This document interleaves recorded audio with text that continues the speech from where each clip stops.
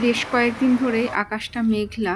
মাঝে মাঝে বিকেলবেলার দিকে একটু মেঘ করছে, কিন্তু বৃষ্টি তেমন হচ্ছে না। বেশ একটা গুমোট আবহাওয়া রয়েছে। তবে আজকে সকালবেলায় বেশ এক পশলা বৃষ্টি হয়ে গেল।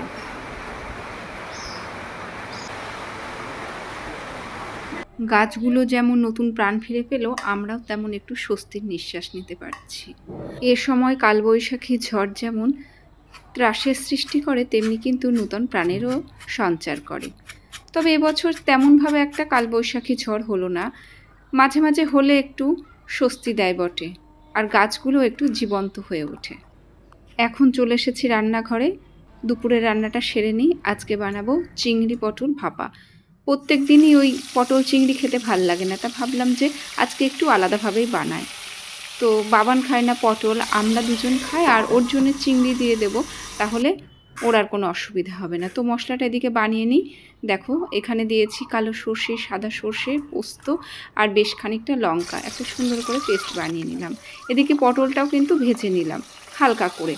তবে অনেকেই একদমই হালকা পছন্দ করে, আমার আবার স্মেলটা ভাল লাগে না, তার জন্য একটু বেশি করেই ভাজলাম।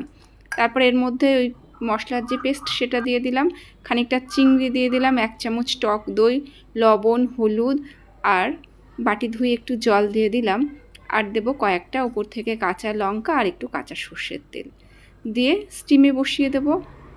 15-20 মিনিট বসালেই হয়ে যাবে। পটলটা যেহেতু ভাজা রয়েছে, তো তেমনভাবে একটা সেদ্ধ না করলেও হয়ে যাবে। চিংড়িটা সেদ্ধ করতে যতটুকু টাইম লাগবে। মশলাটা কিন্তু পটলের সাথে ভালো করে মাখিয়ে নিয়ে তারপর স্টিমে বসালাম। তোমরা যারা আমার রান্না দেখে রান্না ট্রাই করো, এটা তাদের জন্য বলে দিলাম, যাতে মিস্টেক না হয়ে যায়।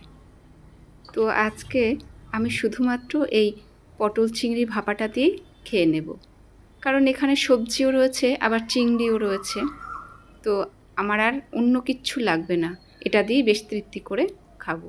তোমাদেরও যদি একটু অন্যরকম রান্না করতে ইচ্ছে করে, এই রান্নাটা ট্রাই করতেই পারো। তাহলে ভিডিওটা আজ এখানে এন্ড করলাম। ভালো থেকো তোমরা প্রত্যেকে। ফিরে আসবো অন্য কোনো ভিডিও নিয়ে। আর ভিডিওটা কেমন লাগলো অবশ্যই করে জানাতে ভুলো না কিন্তু।